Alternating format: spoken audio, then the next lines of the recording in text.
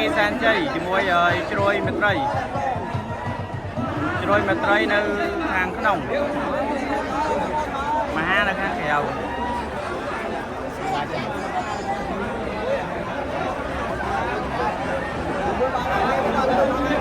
មហាតកតហើយជ្រោយឡើង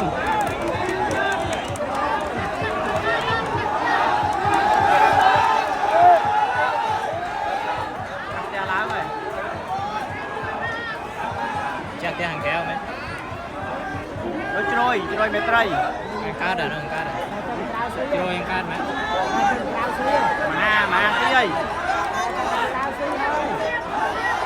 có đi